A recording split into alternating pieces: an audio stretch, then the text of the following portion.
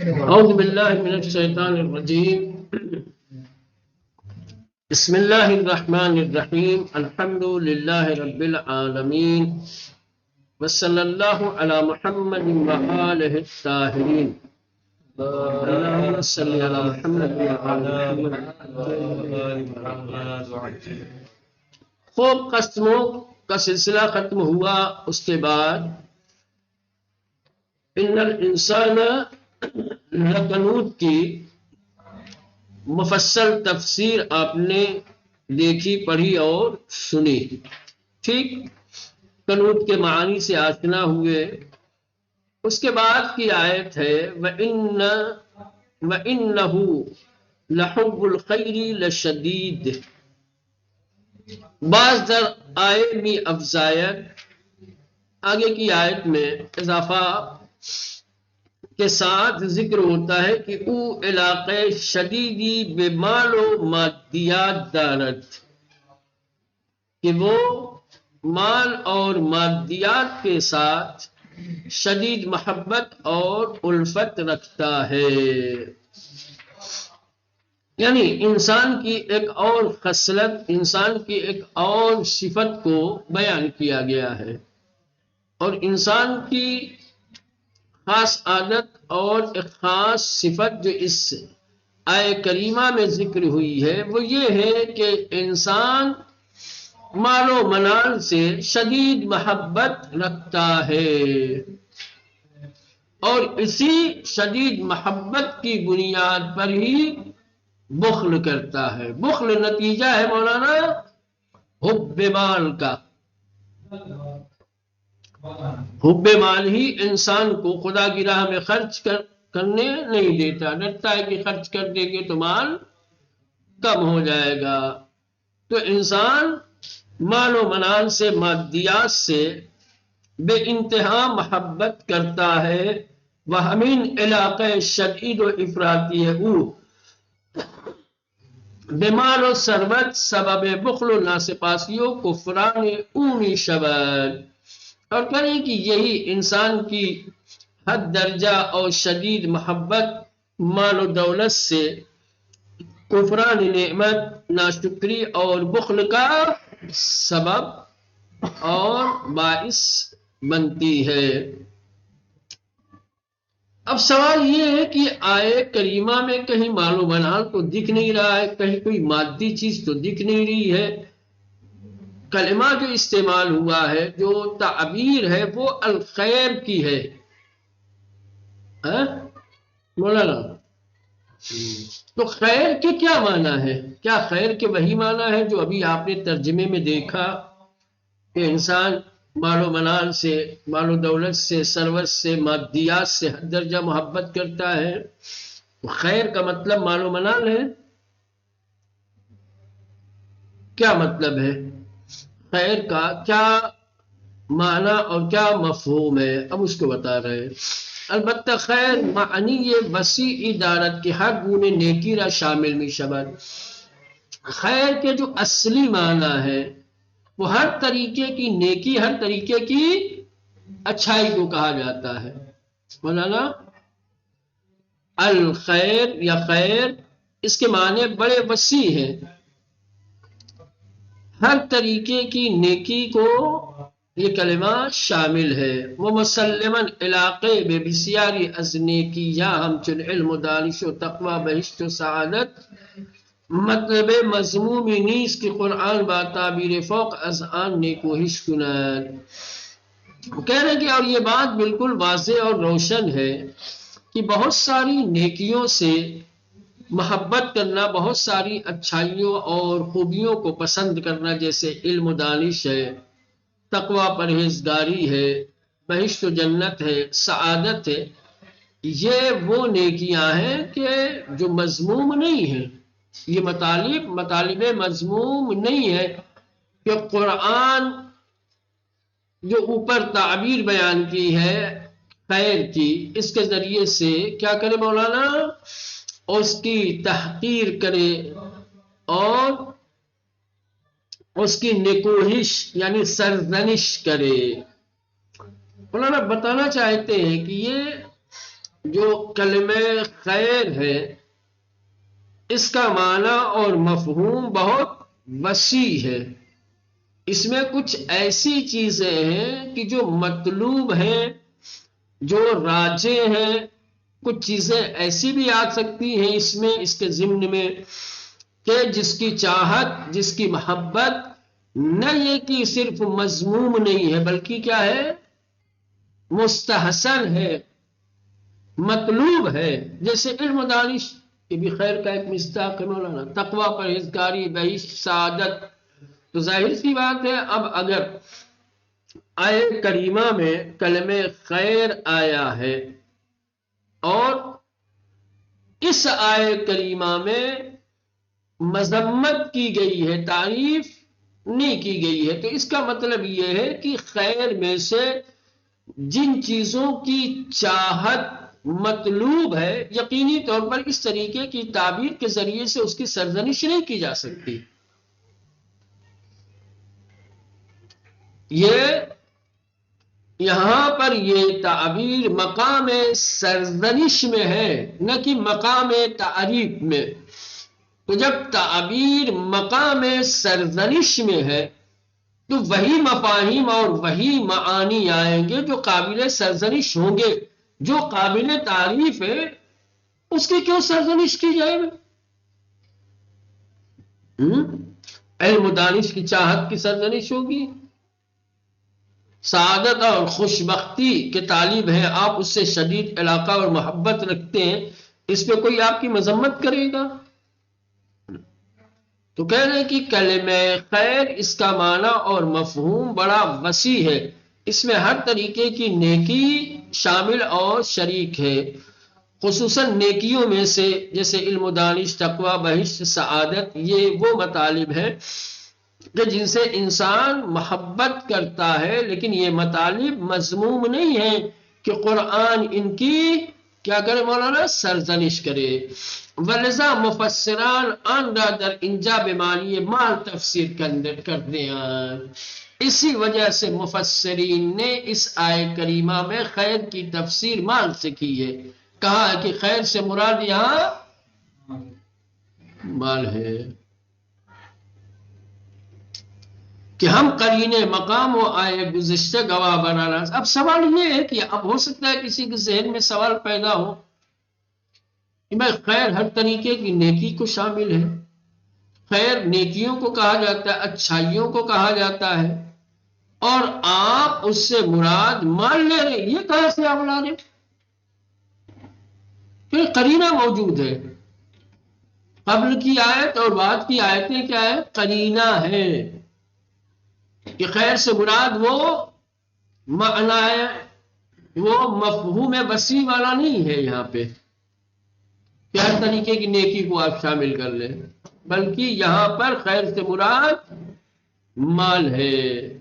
اور معنی مال مراد لینا یہاں یا خیر کی تفسیر مال سے کرنا یہاں پر درست اس لیے ہے کہ قرینہ مقامیہ موجود ہے گزشتہ آیت میں، خاص طور سے کہ بات کس کی ہوئی ہے مولانا، ناسپاسی اور بخل کی. ناسپاسی اور بخل کس کے حوالے سے انسان کرتا ہے؟ مال و منال ہے نا. وہاں بعضی آیاتی دیگر قرآن، اور اسی طریقے سے قرآن مجید کی جب دوسری آیتیں آپ دیکھیں گے، جیسے سورہ بقرہ کی آیت نمبر 180 ارشاد پروردگار ہو رہا ہے، کتب علیکم اذا حضر احدکم الموت ان ترک خیرا الوصیۃ للوالدین والاقربین. مولانا یہ آیت کریمہ آپ دیکھ رہے ہیں، اس آیت کریمہ میں بھی تعبیر خیر آپ کو نظر آ رہی ہوگی، ان ترک خیرن. مولانا ہے نا کلمہ خیر اس آیت کریمہ میں بھی آیا ہے، اور اس آیت کریمہ میں خیر سے مراد مولانا وہی ہے، مال و منال ہی ہے. تو ایسا نہیں ہے کہ کلمہ خیر مال و منال، مال و دولت پر دلالت نہیں کرتا. کلمہ خیر کا ایک معنی مال و دولت بھی ہے. مولانا یہ اپنی بات کو محکم اور مستحکم بنا رہے ہیں اور ذہن سے اس شبہ کا ازالہ کر رہے ہیں کہ ہو سکتا ہے کوئی انسان یہ سوچے کہ بھائی خیر کا معنی اور مفہوم بڑا وسیع ہے، یہ تو صرف اچھی اور نیک چیزوں پر دلالت کرتا ہے۔ خیر اسی کو کہا جاتا ہے جس میں کوئی بھلائی ہو، اچھائی ہو، نیکی ہو۔ یہ مفسرین نے اس آیہ کریمہ میں خیر سے مال کیوں مراد لیا ہے، خیر کی تفسیر مال سے کیوں کی ہے؟ تو کہا ایک پہلی وجہ تو یہ کہ خیر کی تفسیر مال سے اس لیے کی گئی، قرینہ مقامیہ موجود ہے۔ اس سے قبل کی آیت وہ قرینہ ہے چونکہ وہاں بخل اور ناصفاسی کی بات کی گئی اور بخل اور ناصفاسی کا تعلق مال سے ہی ہوتا ہے۔ ٹھیک ایک دوسرے قرآن مجید میں دوسرے مقامات پر بھی کلمہ خیر کا استعمال ہوا ہے اور وہاں پر بھی اس کے معنی مال کے ہی ہے۔ سمجھ رہے ہیں؟ یہ دوسری دلیل، دوسرا قرینہ کہ خیر سے مراد مال لیا جا سکتا ہے۔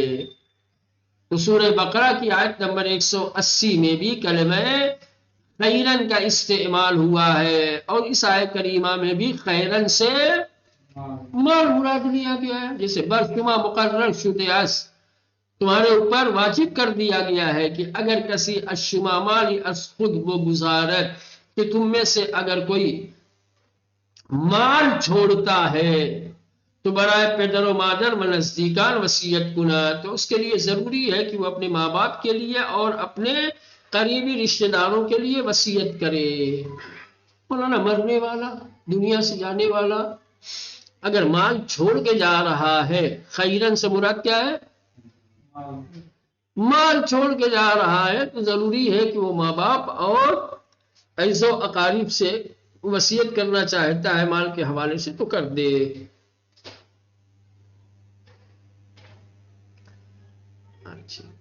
اب آئیے مسلماً اطلاق کے خیر برمال بخاطر آنس کے در حد ذات خود چیز خوبیس۔ مولانا یقینی طور پر خیر کا اطلاق مال کے اوپر وہ اس لیے بھی بجا ہے کہ بذات خود مال اچھی چیز ہے، کوئی بری چیز تو ہے نہیں۔ بذات خود مال تو مال رکھنے والا مال کو کس نگاہ سے دیکھتا ہے، کس طریقے کی محبت اس سے کرتا ہے، کس طریقے سے خرچ کرتا ہے، اب وہ پھر مال کے الگ الگ حالات ہو سکتے ہیں۔ بھائی بذاتی خود پیسہ کوئی بری چیز ہے کیا؟ کون سی برائی ہے بھائی پیسے میں؟ پیسے میں کوئی برائی نہیں ہوتی ہے۔ آپ کے پاس پیسہ ہے، مولانا مسجد بنوا دو، امام باڑہ بنوا دو، غریبوں کی سرپرستی کرو، بیواؤں کو تقسیم کرو، ہے نا، ہزاروں کام کرو۔ آپ کا جی چاہے تو شراب کی بٹی لگوا دو، جوئے کے اڈے کھلوا دو، ہے نا، گاؤں محلے کے جو اوباش قسم کے لوگ ہیں ان کو کھلا کھلا کے رکھے، اپنے فیور میں کر کے دادا گیری جماؤ، ابھی اس ہے نا۔ مال بھائی مال کروانے والے جو ہے مال کو کیسے استعمال کر رہا ہے؟ اللہ مال بذات خود مولانا مال بذات خود اچھی چیز ہے، تو خیر میں آیا کہ نہیں آیا؟ تو وہی کہہ رہے ہیں کہ مسلماً یعنی حقیقتاً یقیناً اطلاق خیر برمال، خیر کا اطلاق مال پر یا خیر سے مال مراد لینا بخاطر آنس کی اس وجہ سے ہے کہ در حد ذات خود یعنی بذات ہی اپنے وجود کے اعتبار سے چیزیں خوبی ایسا اچھی چیز ہے، مال اچھی چیز ہے۔ ومی تواند وسیلے انواع خیرات گردد، اور مختلف خیرات کا ذریعہ بن سکتا ہے یہی پیسہ، مختلف نیکیاں آپ اسی پیسے کے ذریعے سے انجام دے سکتے ہیں۔ پیسے سے انسان جنت بھی خرید سکتا ہے، کیا کبھی تک خرید ہے نا۔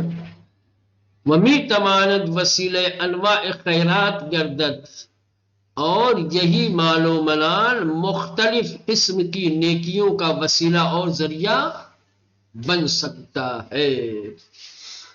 بولے انسان ناسپاس و بخیل، لیکن جو ناشکرا انسان ہوتا ہے، جو بخیل انسان ہوتا ہے، ان را از حق اصلیت بازداشتے، وہ اپنے مال و منال کو اس کے اصلی ہدف اور مقصد سے روک دیتا ہے۔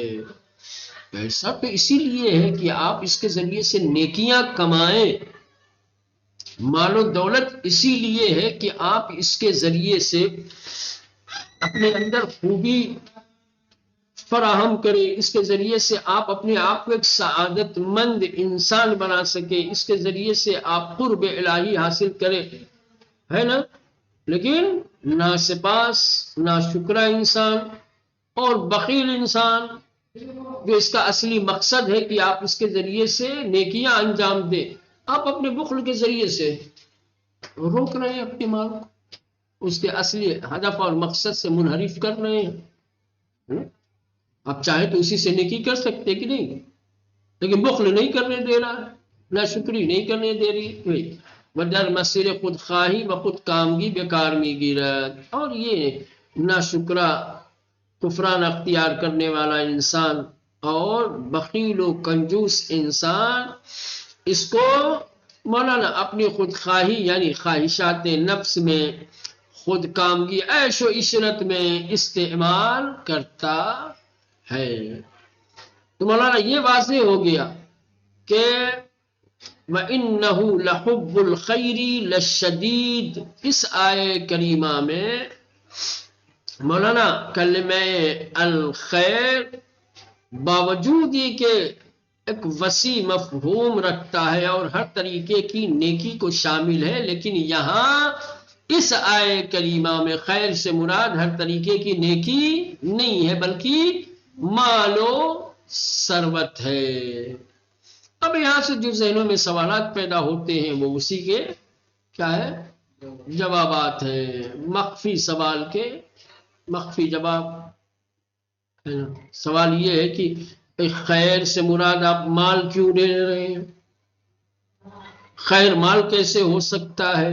ایک تو قرینہ موجود ہے، آئے قبل قرینہ ہے کہ یہاں خیر سے مراد مال ہے، دوسرے قرآن مجید کی دوسری آیتوں میں بھی کلمہ خیر سے مال مراد لیا گیا ہے۔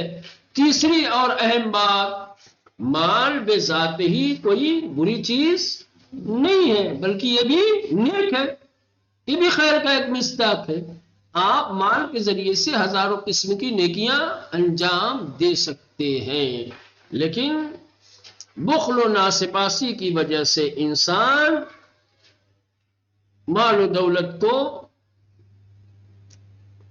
نیکیوں اور کار خیر میں خرچ کرنے سے کیا کرتا ہے مولانا؟ رک جاتا ہے، اور وہ اپنی خواہشات میں اور دوسرے مقاصد میں استعمال کرتا ہے۔ ٹھیک واضح ہوا؟ اب اس کے بعد افلا یعلم اذا بعثر ما فی القبور، سایہ کریمہ کی تفسیر انشاءاللہ